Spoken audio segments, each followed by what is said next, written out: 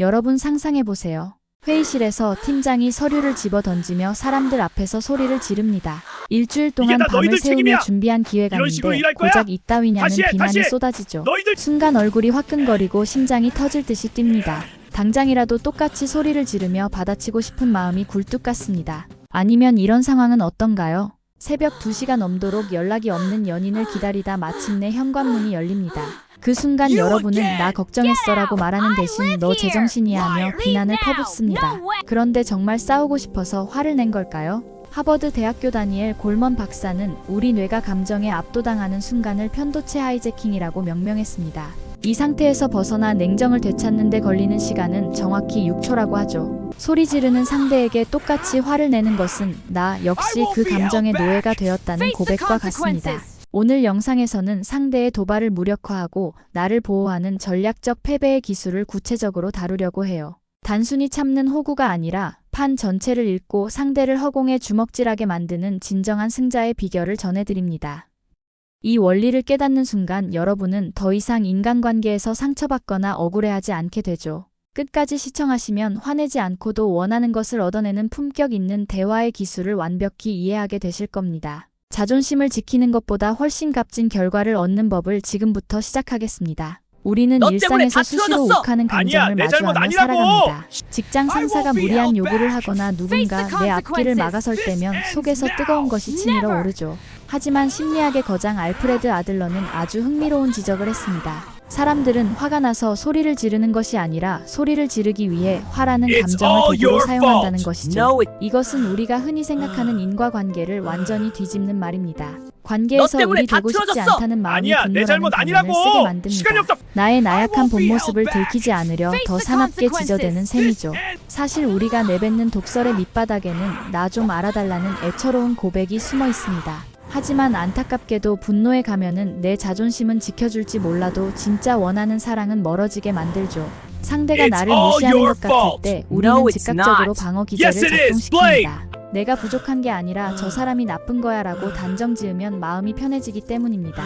하지만 이것은 일시적인 마약일 뿐 근본적인 해결책이 되지는 못하죠. 진짜 강한 사람은 자신의 두려움을 인정할 줄 아는 용기를 가진 사람입니다. 가면을 벗어 던질 때 비로소 타인과 진정한 연결이 시작된다는 사실을 기억해야 합니다. 분노라는 감정을 조금 더 깊이 해부해보면 그 중심에는 무너진 기대가 있습니다. 퇴근하고 집에 돌아왔는데 설거지가 산더미처럼 쌓여있는 장면을 상상해보시죠. 아내는 순간적으로 뚜껑이 열리며 남편에게 모진 말을 쏟아내기 시작합니다. 겉으로 보기에는 게으른 남편에 대한 단순한 비난처럼 보이지만 속마음은 전혀 다릅니다. 오늘 하루 내가 얼마나 힘들었는지 알아주길 바라는 간절한 기대가 있었던 것이죠. 하지만 남편이 소파에 누워있는 모습을 보는 순간 그 기대는 와장창 깨져버립니다. 그 비참함을 숨기기 위해 우리는 가장 공격적인 언어를 선택하여 상대를 공격합니다. 심리학자 로버트 플루칙은 이것을 실망이라는 단어로 정의했습니다. 기대했던 즐거움이 사라진 슬픔과 갑작스러운 상황에 대한 놀람이 섞인 복합적인 감정이죠. 나 너랑 대화하고 싶었는데 그러지 못해 슬퍼라고 말하는 것은 너무 약해 보입니다. 그래서 우리는 기본 매너가 없다며 상대를 심판하는 판사의 역할을 자처하곤 하죠. 하지만 이런 방식은 결국 서로에게 지울 수 없는 상처만 남기게 됩니다. 내가 진짜 원했던 것이 무엇인지 스스로에게 먼저 물어보는 과정이 반드시 필요합니다. 그렇다면 왜 우리는 슬프다거나 외롭다는 진짜 이름 대신 항상 화가 난다는 가짜 이름표를 붙이는 것일까요? 가장 큰 이유는 분노가 가진 압도적인 가성비 때문입니다. 나 지금 옛날 상처가 건드려져서 너무 수치스럽고 불안해라고 설명하는 것은 무척 고된 일이죠. 자신의 내면을 들여다보고 논리적으로 언어화하는 과정은 뇌 에너지를 엄청나게 소모합니다. 반면 악을 쓰고 소리를 지르는 것은 단 1초면 충분할 정도로 빠르고 쉽습니다. 뇌 입장에서는 아주 경제적인 선택을 하는 셈이죠. 또한 분노는 우리를 일시적으로 강해 보이게 만드는 착시 효과를 줍니다. 우리 사회는 오랫동안 슬픔이나 걱정을 표현하는 것을 나약함의 상징으로 여겨왔습니다. 남자가 울면 못난 놈이라 하고 여자가 울면 예민하다고 깎아내리는 문화 속에서 자랐죠. 무시당하지 않기 위해 우리는 본능적으로 가장 날카로운 무기인 분노를 꺼내듭니다. 화내는 사람은 적어도 을이 아니라 갑처럼 보인다는 착각에 빠지게 되는 것이죠. 하지만 이것은 진정한 권위가 아니라 겁에 질린 아이가 휘두르는 막대기와 같습니다. 진짜 승자는 자신의 취약함을 드러내는 것을 두려워하지 않는 사람임을 잊지 마십시오. 밤늦은 시간 불을 끄고 침대에 누워 사회관계망 서비스를 보는 상황을 떠올려 보시죠. 친구들은 화려한 파티를 즐기고 해외여행을 가며 행복한 순간들을 공유합니다. 그 모습을 보며 습관적으로 좋아요를 누르지만 마음 한구석은 어딘지 모르게 씁쓸해지기 마련입니다. 우리는 보통 이런 기분을 질투나 시기심이라고 부르곤 합니다. 하지만 이 감정의 진짜 정체는 지독한 고독감이라는 사실을 알고 계셨나요? 나만 멈춰있고 다른 사람들은 모두 행복해 보이는 상황에서 느끼는 슬픔과 두려움이 뭉쳐진 결과이죠. 이런 아픈 감정들을 인정하는 순간 정말로 패배자가 되는 것 같은 기분이 듭니다. 그래서 우리는 냉소적인 태도를 취하거나 상대방을 깎아내리며 자신을 보호하려고 합니다. 하지만 계속 가면을 쓰고 살다 보면 진짜 내 얼굴이 어떻게 생겼는지 잊어버리게 됩니다. 가면 뒤에 숨은 진심을 외면할수록 고독의 깊이는 더 깊어질 뿐입니다. 내가 지금 느끼는 것이 단순한 셈이 아니라 연결되고 싶은 갈망이라는 점을 깨달아야 하죠. 내 감정의 진짜 얼굴을 마주하는 것이야말로 진정한 변화의 시작임을 잊지 마시기 바랍니다. 진짜 나를 찾기 위한 첫 번째 관문은 바로 골든타임을 사수하는 일입니다. 상사가 말도 안 되는 소리를 하거나 연인이 내 속을 긁어놓을 때 우리 뇌의 편도체는 즉각적으로 비상벨을 울리죠. 하지만 이성을 담당하는 전두엽이 켜지기까지는 약간의 시간이 필요합니다. 심리학자들은 이 시간을 정확히 6초라고 말합니다. 대부분의 사람들은 이 짧은 6초를 참지 못해서 폭발하고 평생 후회할 일을 저지르곤 하죠. 화가 치밀어 오르는 순간 마음속으로 천천히 숫자를 세며 심호흡을 해보시길 권합니다. 이것은 단순히 참는 것이 아니라 뇌의 주도권을 감정에서 이성으로 옮겨오는 과학적인 과정입니다. 6초만 견뎌내도 우리는 훨씬 더 현명하고 차분한 대응을 할 수 있게 됩니다.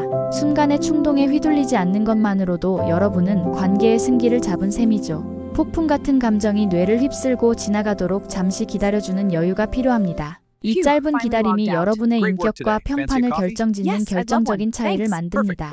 끓어오르는 화를 다스리는 6초의 마법을 오늘부터 꼭 실천해 보시길 바랍니다. 다음 단계는 내 감정의 해상도를 높여주는 작업입니다. 기분 나빠 혹은 짜증나라는 말은 해상도가 아주 낮은 사진과 같습니다. 내가 왜 불쾌한지 나조차도 정확히 모르는 상태에서는 문제를 해결할 수 없죠. 이때 마음속으로 질문을 던지며 감정에 정확한 이름표를 붙여주어야 합니다. 자존심이 상해서 불안한 것인지 아니면 믿었던 사람에게 배신감을 느껴서 비참한 것인지 따져보시죠. 심리학에서는 이름을 붙이는 것만으로도 감정을 다스릴 수 있다고 가르칩니다. 이름을 붙여도 진정이 안 된다면 빈 종이에 지금의 상황을 직접 그려보는 것도 좋은 방법입니다. 화가 나서 씩씩거리는 나와 헛소리를 하는 상사를 그림으로 옮겨보는 것이죠. 상황을 객관적으로 바라보는 순간 뇌는 나를 배우가 아닌 관객의 자리에 앉혀줍니다. 그림 속의 나를 바라보며 제3자의 입장에서 조언을 건네보시길 바랍니다. 내가 주인공이 아니라 관찰자가 될 때 비로소 감정의 소용돌이에서 빠져나올 수 있습니다.